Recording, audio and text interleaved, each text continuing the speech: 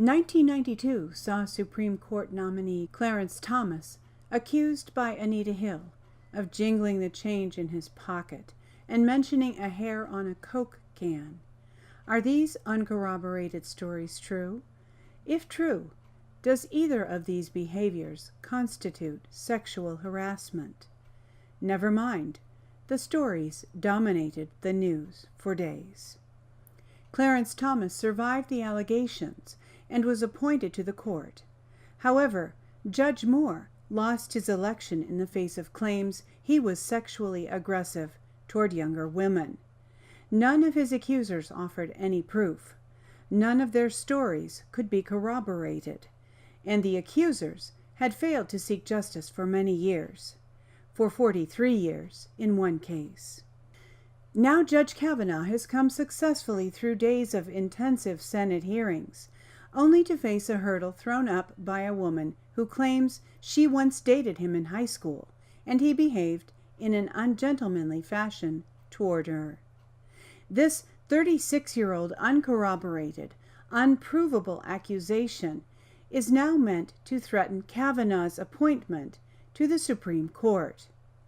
Though the stringent system of justice practiced in the Old Testament would punish nobody without at least 2 witnesses to a crime, men and women of integrity can be tried and found guilty completely outside the proscribed system of justice through the use of the court of public opinion on the testimony of one witness who often has failed to come forward until what might easily be considered a politically expedient moment.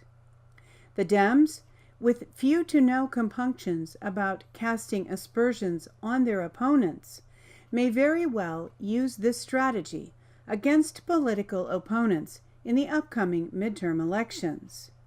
Having won against Judge Moore last year, the Dems may be emboldened to trot out alleged victims of gubernatorial and especially congressional candidates, leveling devastating accusations against potentially successful candidates. Will this strategy be effective in November's elections?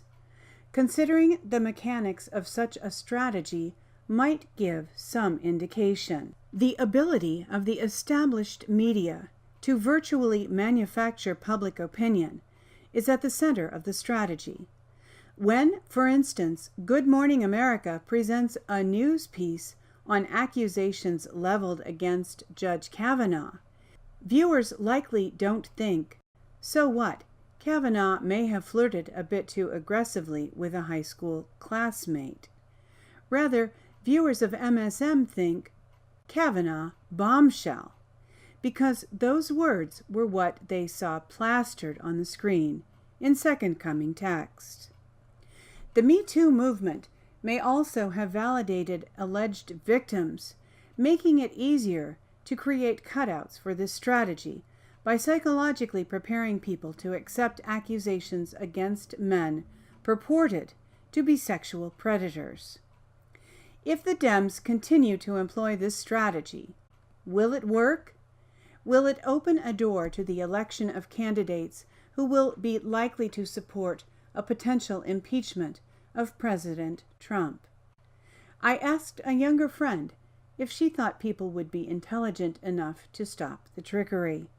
She replied, possibly, doubtful. When I asked her why people buy the skewed stories, she replied, I don't know. I guess it's comforting to be naive. For Corsi Nation, I'm Abigail.